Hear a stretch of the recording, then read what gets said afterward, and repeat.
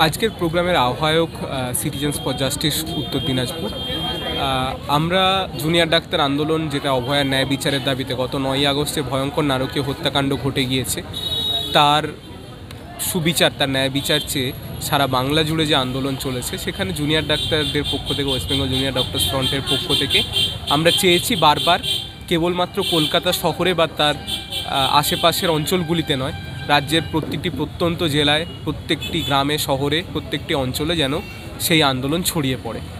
সেই একই দাবিতেই আমরা বারবার জানিয়েছিলাম, যেহেতু প্রত্যেকটা অঞ্চলের যে আন্দোলন, সেই আন্দোলনকে ডিরেক্টলি আমাদের পক্ষ থেকে এভাবে দেখা সম্ভব নয়। আমাদের মেডিকেল কলেজের আন্দোলনগুলোই আমরা আমাদের মতন করে চালাতে পারি। ফলে বিভিন্ন জায়গায় আমরা জানিয়েছিলাম যে সমস্ত সংগ্রামী মানুষেরা, যারা আমাদের এই আন্দোলনের প্রথম দিন থেকে আমাদের সঙ্গে কাঁধে কাঁধ মিলিয়েছিলেন, আমাদের লড়াই যাদের পরিশ্রমে, যাদের আয়োজনে, যাদের যোগদানে আমাদের এই লড়াই এত বড় আকার ধারণ করতে পেরেছে, তারা প্রত্যেকে যেন তাদের মতন করে এই আন্দোলনের কর্মসূচি গ্রহণ করেন।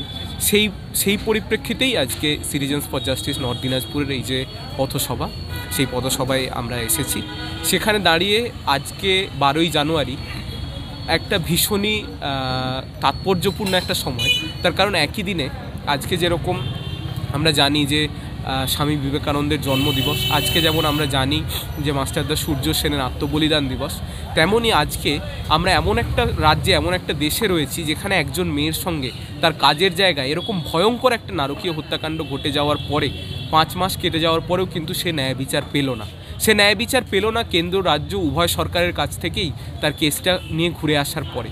ফলে এই যে দেশ বিবেকানন্দের দেশ, যে দেশ মাস্টারদা সূর্য সেনের দেশ, সেখানকার সাধারণ মানুষকে আজকে একথা বুঝে নিতে হবে যে তাদের শিক্ষা মাথায় নিয়ে, তাদের যে বলিদান তাকে বুকে নিয়ে আজকে মানুষকে নিজেদের দাবি আদায়ের জন্য নিজেদেরকেই লড়াই করে সেই দাবিগুলো ছিনিয়ে নিতে হবে।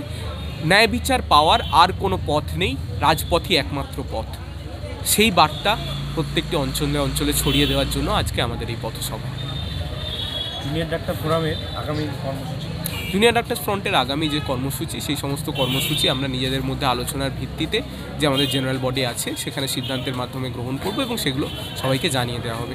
এখানে যে কথা আমি আগেও বলেছি, একই কথা আবারও বলতে চাই, যে কেবল জুনিয়র ডক্টর্স ফ্রন্টের আয়োজিত যে কর্মসূচি, সেই সমস্ত কর্মসূচিগুলো নয়, প্রত্যেকটি অঞ্চলে যে সমস্ত এই গণকমিটিগুলো তৈরি হয়েছে, তারা নিজেদের অঞ্চলের সমস্যাগুলোকে আইডেন্টিফাই করে সেখানে তাদের অঞ্চলে দুর্নীতি, তাদের অঞ্চলে নারীর সম্মান রক্ষা, এই দুর্নীতি প্রতিরোধ, নারীর সম্মান রক্ষা এবং অন্যান্য বিভিন্ন বিষয় নাগরিক যে আন্দোলন, তারা যেন আরও তীব্রভাবে গড়ে তোলেন এবং একই সঙ্গে সমাজের বিভিন্ন স্তরে যে অপসংস্কৃতির চর্চা হচ্ছে, তার এগেনস্টে সুসংস্কৃতির চর্চার জন্য মনীষীদের জীবন চর্চা এবং ছোট ছোট বাচ্চাদেরকে নিয়ে তাদের খেলাধুলো করানো, তাদেরকে মনীষীদের বাণী চর্চা করানো, এই সমস্ত কিছুর মধ্যে থেকে আমরা মনে করি এই আন্দোলনের ভবিষ্যৎ রচনা হবে।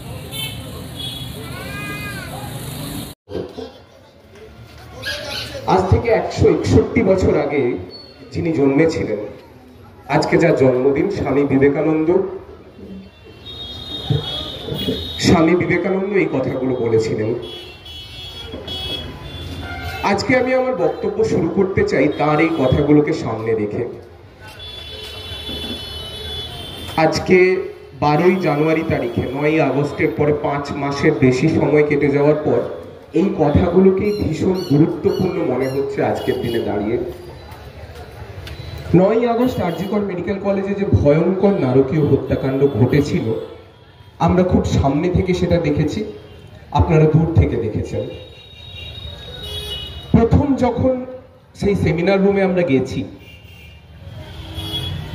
সেই যে ভয়াবহ দৃশ্য, যেটা এখনো আমাদের চোখে ভাসে, সেদিনকার দেখে আমরা তো এত কিছু বুঝিনি যে এই ঘটনার জন্য আমাদেরকে 5 মাস ধরে রাজপথে থাকতে হবে, হয়তো 5 বছর ধরেও থাকতে হতে পারে।